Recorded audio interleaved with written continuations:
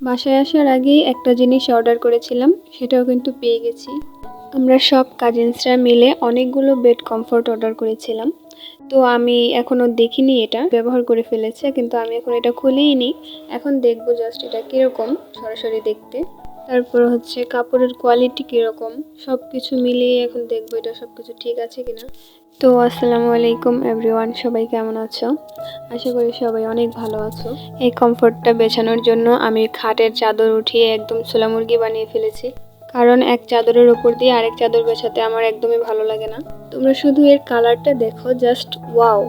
আর এইদিকে আমার তো ভিডিও করে দেওয়ার মানুষ নেই, তাই ছোট বোনকে দিয়েছিলাম একটু ভিডিও করে দিতে। কথার তালে তালে এমন নড়াইছে, দেখেন আমার ভিডিওর 12টা বাজিয়ে দিছে। তো যাই হোক, সে খুব দুষ্টু একটা মেয়ে, সেজন্যই আমার সাথে এরকম করে ইচ্ছে করে। আর হ্যাঁ, বেড কমফোর্টে দেখো কি কি আছে। একটা কোল বালিশের কভার আছে, 2টা বালিশের কভার আছে, একটা বিছানার চাদর আছে, আর উপরে এই ল্যাপটা আছে। এটা কিন্তু খুবই আরামদায়ক, খুবই কমফোর্টেবল, এ কারণে এটার নাম হয়তো কমফোর্ট দিয়েছে। অনেকে হয়তো শীত চলে আসতে না আসতে এটা অর্ডার করে ফেলেছে, কিন্তু আমার মনে হয় সবচেয়ে দেরিটা হয়তো আমিই করলাম। দেরি হলেও সমস্যা নেই, কমফোর্টটা খুবই ভালো মানের। আর এটা অর্ডার করা হয়েছে পাঠাও কুরিয়া থেকে, তোমরা চাইলে অবশ্যই এখান থেকে অর্ডার করে নিতে পারো। কালার কিন্তু শুধু একটাই না, আরও অনেক ধরনের কালার আছে, আরও অনেক কালারফুল আছে, তোমরা চাইলে ওখান থেকে বেছে নিতে পারো। আর হ্যাঁ বন্ধুরা, তোমরা আমার চ্যানেলটিকে অবশ্যই সাবস্ক্রাইব করে রাখবে। যদি আমার ভিডিওগুলো তোমাদের কাছে ভালো লেগে থাকে তাহলে অবশ্যই একটা লাইক করবে, একটা কমেন্ট করে দিবে, আর আমার পাশে থাকবে। বালিশের কভার 3টাই কিন্তু ছিল বেশ বড় বড়, আর চাদরটাও হচ্ছে 5 হাত থেকে 6 হাত, মানে বিশাল একদম। মানে আমার মনে হচ্ছে খাটে বিছিয়েও আরও বাকি থেকে যায়। কমফোর্টের কালারটা আমার কাছে খুবই ভালো লেগেছে, আর মোবাইলে যতটা না ভালো লাগছে বাস্তবে তার থেকে বেশি ভালো লাগছে। আর পাঠাও কুরিয়া থেকে আমি আরও একটি কমফোর্ট অর্ডার করব অন্য রুমের জন্য। আর শ্বশুরবাড়ির এলাকা থেকে যখন নিজের বাড়ির এলাকায় পাড়া দেই, শরীর কিন্তু অর্ধেকটাই হালকা হয়ে যায়, নিজ এলাকা বলে কথা। তো বন্ধুরা, আমার ভিডিওগুলো তোমাদের কাছে কেমন লাগে এটা আমাকে অবশ্যই কমেন্ট করে জানাবে, তাহলে হয়তো উৎসাহ পেয়ে আমি আরও ভালো কিছু তোমাদের দেওয়ার চেষ্টা করব।